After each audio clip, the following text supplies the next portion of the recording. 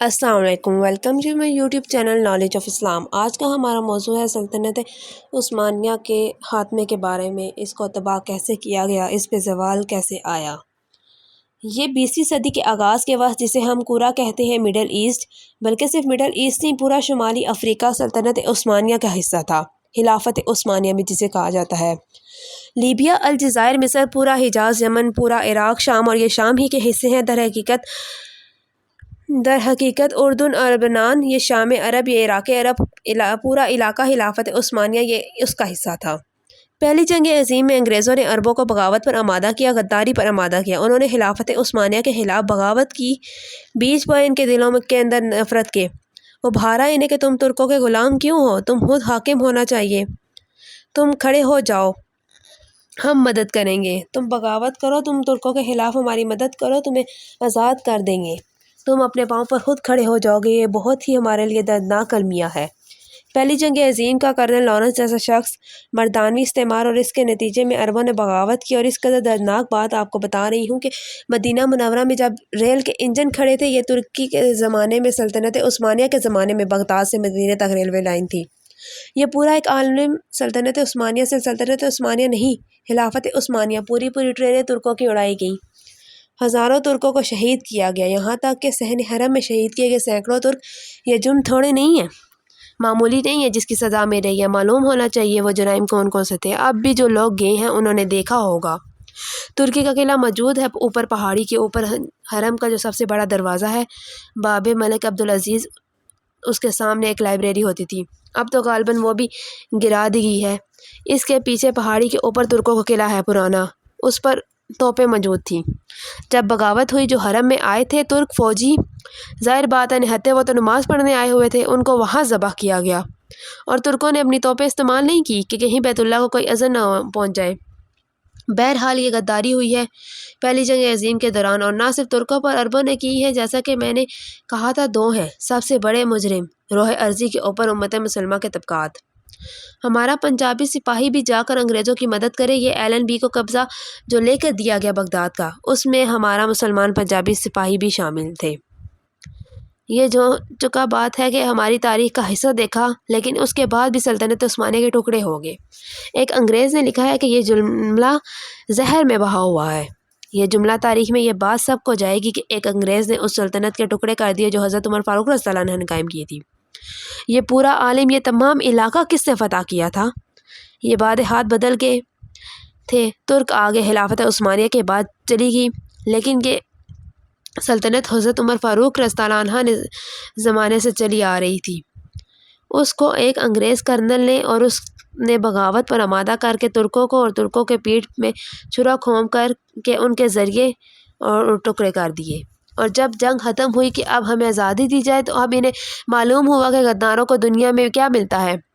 ٹکڑے کر دیے گئے، یہ حصہ عراق یہ انگریز کے پاس رہے گا، یہ شام یہ علاقہ یہ فرانسیسیوں کے پاس رہے گا، مصر پر انگریزوں کا تسلط رہے گا، لیبیا دالمیوں کے پاس رہے گا، لے دے کا جو علاقہ تھا حجاز، کیونکہ وہاں کچھ تھا ہی نہیں، یہ عربوں کے پاس چھوڑ دیا گیا۔ اس وقت جو بادشاہ ہے شاہ حسین اردن کے، ان کے دادا سب سے بڑے غدار وہی تھے، لہٰذا ان کو اس علاقے کی بادشاہت دے دی گئی۔ اس کے بعد ایک تحریک اٹھی، وہ زودی خاندان جو نجد سے اٹھا ہے۔ نجد میں اس وقت کچھ نہ تھا، وہ تو صرف ریت کے دودے تھے، لہٰذا ادھر کسی استعماری قوت کو دیکھنے کی ضرورت نہیں تھی۔ وہ تو بعد میں تیل برآمد ہوا، اس کی حیثیت ہوگی، اور یہ امارات کا علاقہ ہے۔ اس کی دنیا میں اب گویا یوں سمجھیے کہ اب جو اہم علاقے ہو سکتے ہیں روئے عربی کے نقشے پر، ان میں سے ایک وہ ہو گیا۔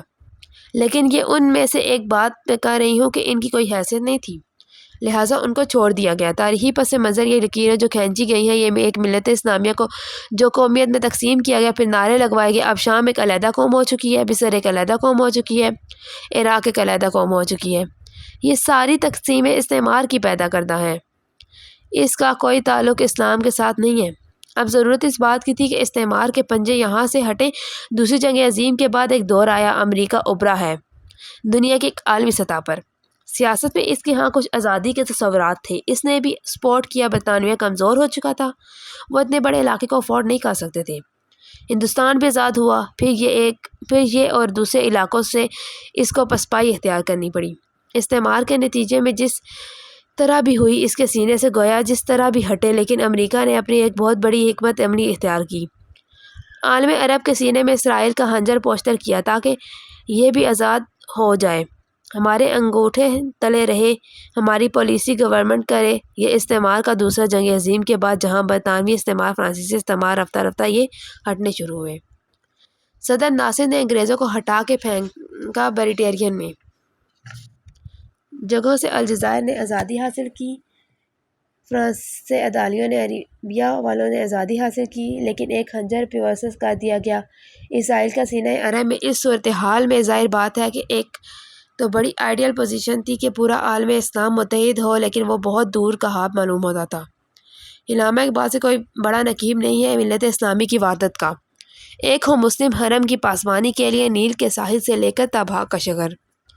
لیکن انہیں بھی اپنے ایک لیکچر میں کہنا پڑا، اس صورت میں جو صورتحال پورے عالم اسلام کی یہ واحد بن جانا تقریباً ناممکن نظر آ رہا ہے، لیکن کسی طرح common wealth of Muslim nation وجود میں آ جائے تو بڑی کامیابی ہوگی۔ لیکن اس سے پہلے یہ تو زیادہ آسان تھا کہ عالم عرب نے ایک وحدت کی شکل اختیار کر لی ہے۔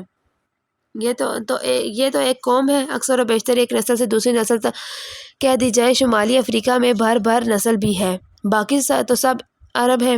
یہ پورا عالم، یہ نسل ایک پورے ترک نے پوری بولی جانے والی ایک زبان، یہ تو ایک ہو جائیں۔ افسوس یہ ہے کہ اس کا ایک ہو جانا ایک شخصیت ابھری تو مذہبی مزاج کی شخصیت تھی، وہ وہی مذہبی مزاج کی حامل شخصیت تھی۔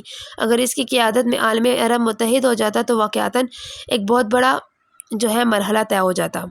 پوری عالمی ملت اسلامیہ کی وحدت اختیار کرنے کا وہ شخصیت تھی شاہ فیصل شہید کی، اور اس کے لفظ کے ساتھ یہ آپ کے ذہن میں آ گیا تھا کہ کیونکہ انہیں شہید کر دیا گیا۔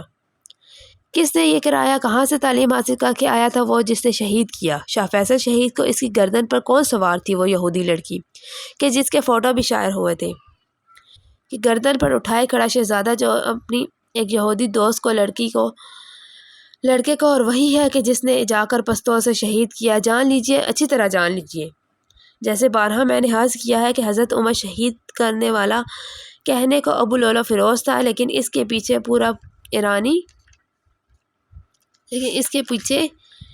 پورا ایرانی نسل پرستی کا پورا پس منظر ہے۔ اس سے تو ہر شخص جس کی ذرا بھی نگاہ جو صرف اور صرف منظر کو نہ دیکھ رہی ہو، پس منظر کو بھی دیکھے والی ہو، جو جان لے گی کہ اب ابو لولو فیروز ایک فرد کا نام نہیں تھا، وہ ایران کا انتقام تھا عالم عرب سے، بلکہ اسی طریقے سے یہ امریکی استعمار کا ہتھ کنڈا تھا۔ اسے محسوس ہوا شاہ فیصل مذہبی مزاج کا شخص ہے، یہ ابھر رہا ہے، اور یہ شاہ فیصل کی حکمت عملی کا ذرا آپ اندازے کیجئے کہ لاہور میں سمٹ کانفرنس ہوئی، اس میں وہ سب سے ٹاپنگ پرسنالٹی عالم اسلام میں شاہ فیصل کی تھی، اور وہ گویا کہ ایک بہت ہی جس کو کہا جائے کہ ایلڈرلی، ایک بزرگانہ شخصیت ہے، اور انہوں نے اپنے دولت کے دروازے عرب میں وہ مشہور تھے کہ ایک نہایت ہی بخیل انسان ہے، اس لیے وہاں وہ کچھ خرچ کرتے تھے حساب کتاب کے ساتھ، لیکن ان کے خزانے کھلے ہوئے تھے عالم اسلام کے لیے۔ ادھر بھی مدد ہے، ادھر بھی مدد ہے، ادھر بھی کام ہے، ادھر بھی کام ہے۔